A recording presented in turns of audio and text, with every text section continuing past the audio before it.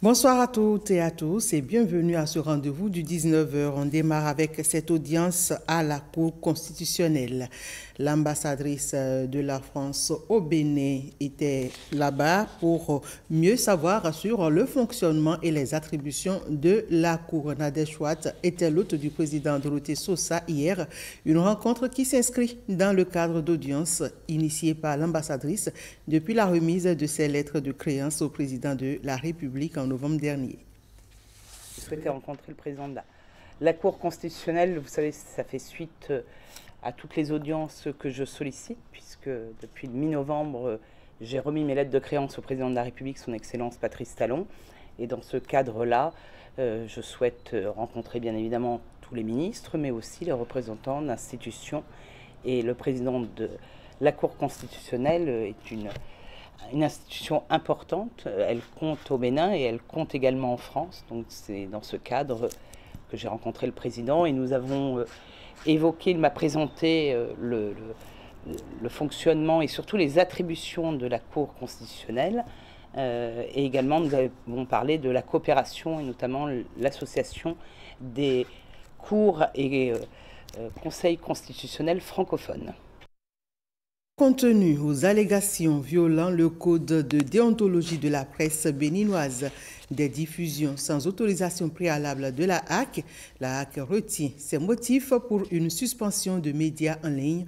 Après délibération en plénière, les sites internet de Reporter Média Monde, Crystal News, Les Pharaons et le média social TikTok dénommé Madame Actu sont tous suspendus. Les précisions, c'est dans le reportage de Gilles Dansou. Premier organe concerné par cette décision de suspension de la HAC, le journal Le Patriote. Des déviances sont observées dans ses parutions. Dans sa parution numéro 57 du lundi 23 décembre 2024, il a écrit en substance dans un article de réaction au discours sur l'état de la nation en parlant du président de la République, un président qui affirme en public le pouvoir ne retournera plus jamais au nord.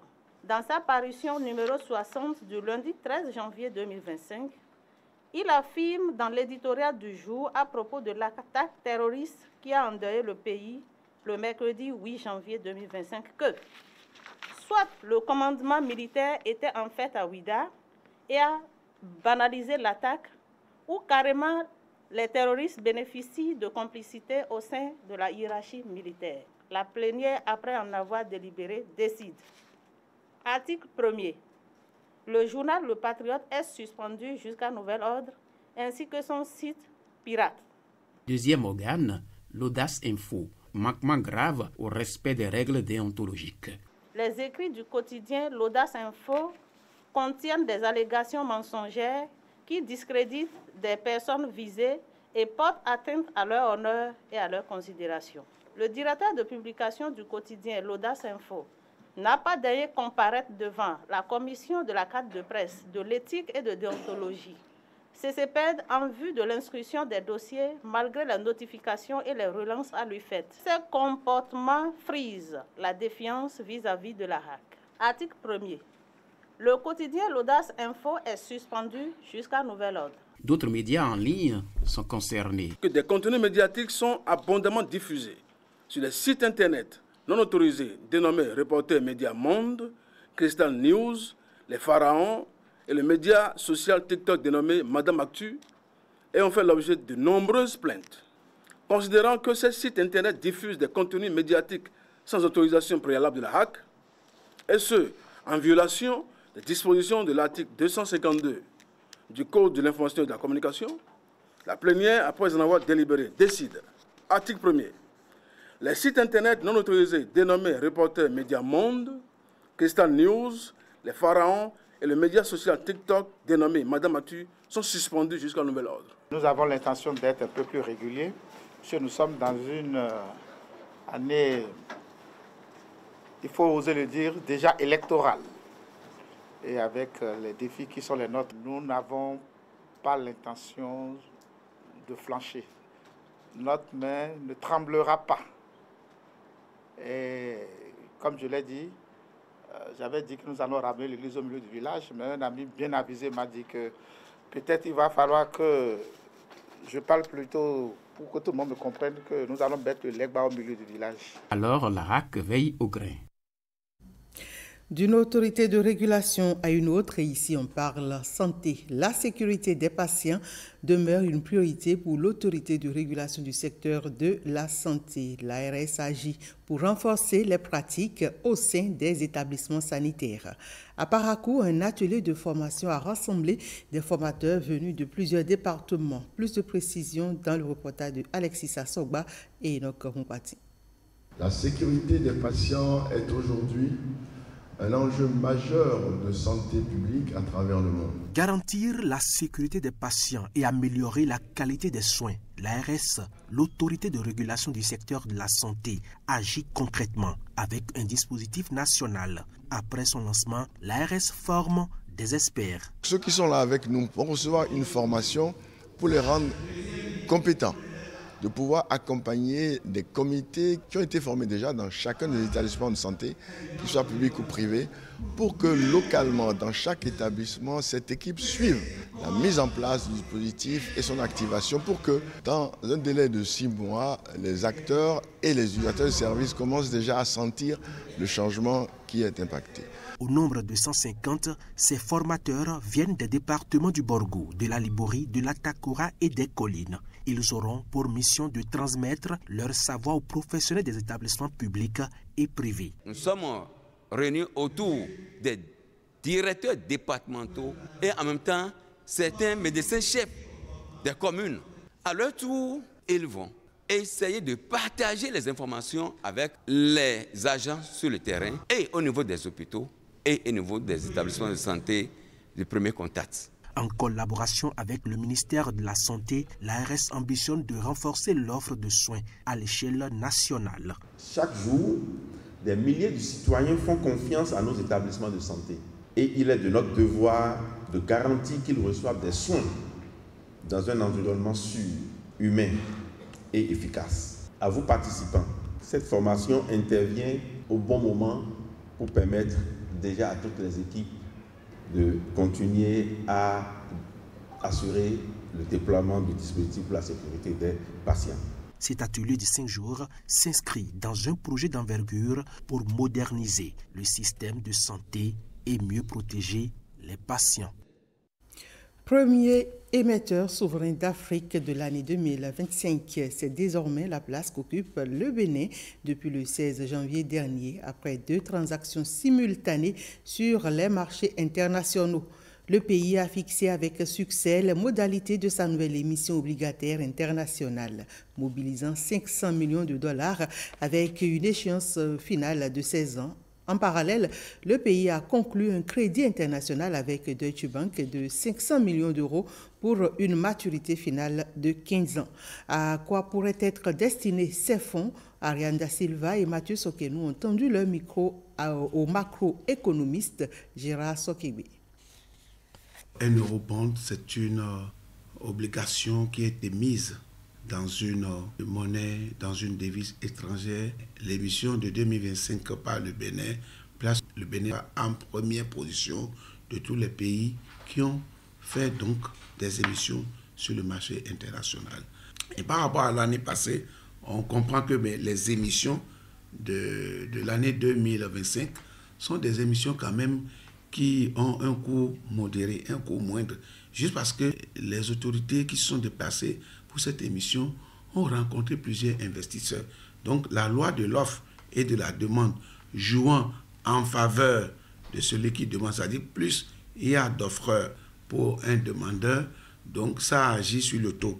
Donc c'est ce qui a fait d'ailleurs que le taux de la première mission, donc de 500 millions de dollars, est dans l'ordre de 6,48%, alors que pour l'année passée, c'était à un taux plus élevé.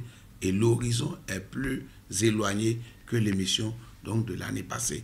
Un emprunt peut impacter le quotidien des populations sur plusieurs points. C'est le bien-être qui peut résulter des projets qui améliorent le misère des populations, c'est-à-dire l'eau, l'énergie, la santé, l'éducation. Ce sont des projets viables, ce sont des projets d'avenir. Et le gouvernement a bien fait de pouvoir faire la part des choses. il y a des projets ODD, il y a des projets qui sont structurants, des projets qui changent la structure de l'économie. Et donc, je crois que ces projets-là, c'est par rapport à eux que l'emprunt obligataire, l'eurobond a été émis pour pouvoir assurer leur financement. On ne prête que à celui qui est sage. On ne prête que à celui qui inspire confiance. Un pays qui emprunte sur le marché international, ce pays-là, c'est qu'il réunit un certain nombre de critères. Il y a la solvabilité, c'est-à-dire vos performances économiques vous créditent que quand vous remettez l'argent, vous pouvez retourner l'argent. À côté de la solvabilité, vous avez ce qu'on appelle la liquidité. Quand l'échéance arrive, est-ce que vous avez les moyens nécessaires pour pouvoir payer? Et les performances de l'économie béninoise ces dernières années nous permettent donc de dire, sur ces deux aspects-là, il n'y a pas à s'inquiéter. Un nouveau projet voit le jour à l'université d'Abomey-Calavi. Il s'agit du projet Valpires, valorisation des résidus d'ananas pour l'autonomie énergétique et la gestion de la fertilité des sols. Comme l'indique son intitulé, il a pour objectif de développer une autonomie énergétique durable au Bénin, tout en valorisant les résidus d'ananas pour une agriculture respectueuse de l'environnement. Le projet a été lancé ce mardi 21 janvier 2025. L'ananas pain de sucre du Bénin en vedette à la 6e exposition internationale d'importation de la Chine à Shanghai. Nous étions en novembre 2023. Le fruit, issu de la production agricole du Bénin, connaît un véritable succès. Pour davantage satisfaire ce marché, l'extension de la production reste un défi majeur. La gestion des résidus aussi. À l'université d'Abomey-Calavi, un tout nouveau projet se met en place pour aider à la valorisation de ces résidus d'ananas pour l'autonomie énergétique et la gestion de la fertilité des sols. Il s'agit du projet Valpires. Pour les résidus au champ, vous avez une estimation de 170 000 tonnes par an qui ne sont du tout pas gérées ou presque pas, qui sont brûlées. Nous avons en fait optimisé des technologies qui existent déjà pour produire donc de biogaz et ainsi donc aider nos unités de transformation pour une autonomie énergétique. Et aussi les ménages agricoles aussi impliqués vont pouvoir utiliser ce gaz-là pour les besoins domestiques. Nous avons dit que nous allons optimiser en fait les technologies pour développer de fertilisants organiques à base de ces résidus-là que nos producteurs peuvent utiliser pour améliorer la fertilité des sols, donc pour produire de façon durable. Le projet Valorisation des résidus d'ananas pour l'autonomie énergétique et la gestion de la fertilité des sols pourrait aussi être une niche d'opportunités pour les étudiants de l'école polytechnique d'Abomey-Calavi. Grâce à Valpires, nos étudiants auront accès à des bourses de formation et à des opportunités de recherche appliquées, tout en profitant d'équipements scientifiques de pointe qui renforceront considérablement les capacités de nos laboratoires. Le projet Valpires a une durée de vie de 5 ans et va s'achever en septembre 2029.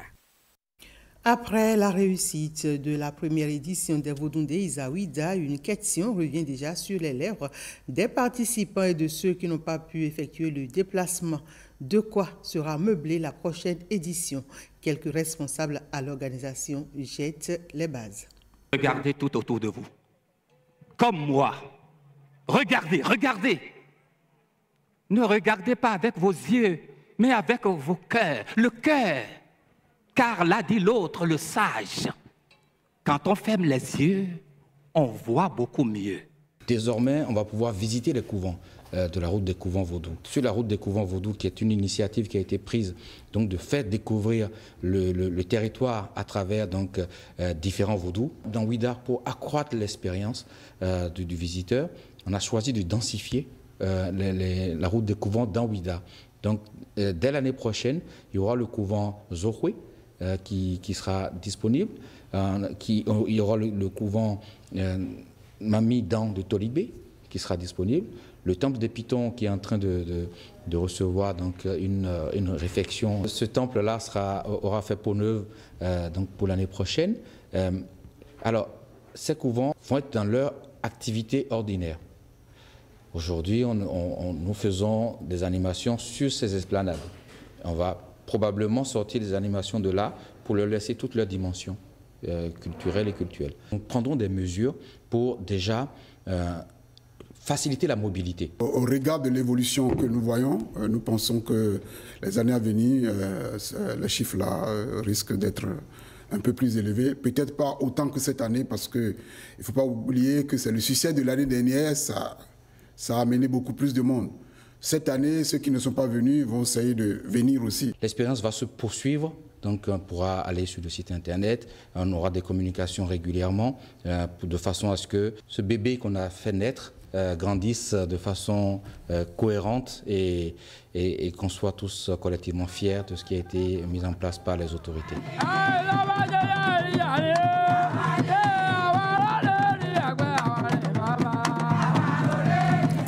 Autre célébration culturelle, après les nombreux sacrifices consacrés aux activités agricoles, la communauté Lokpa fait le bilan à travers la fête des moissons, c'est Toronto. Un moment de célébration de la jeunesse Lokpa au regard de ses efforts tout au long de l'année.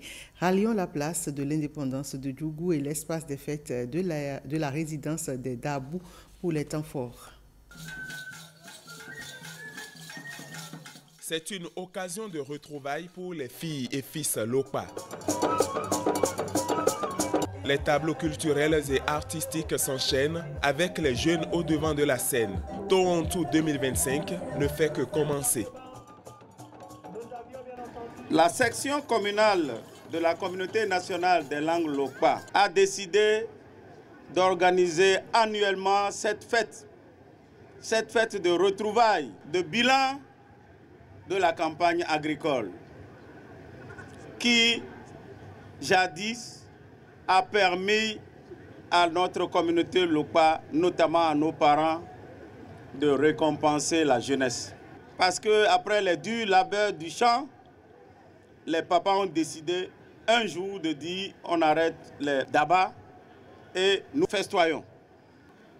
Je voudrais exprimer ma joie du fait que nous nous sommes retrouvés ce jour pour manifester notre reconnaissance à l'endroit de notre Créateur, Allah, Dieu, qui nous a accordé toutes les faveurs durant l'année.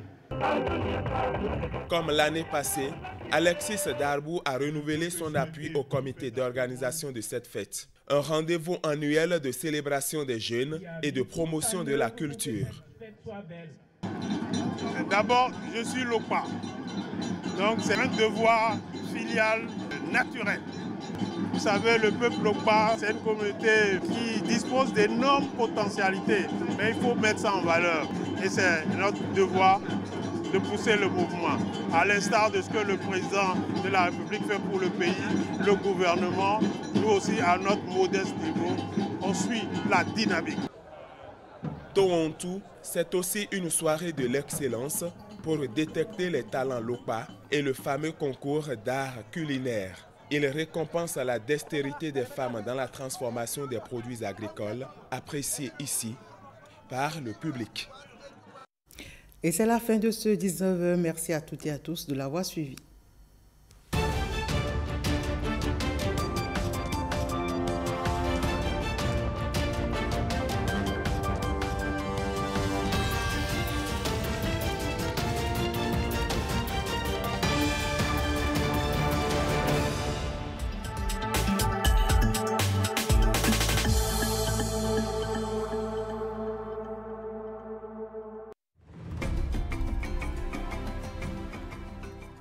Savez-vous que mettre tous vos aliments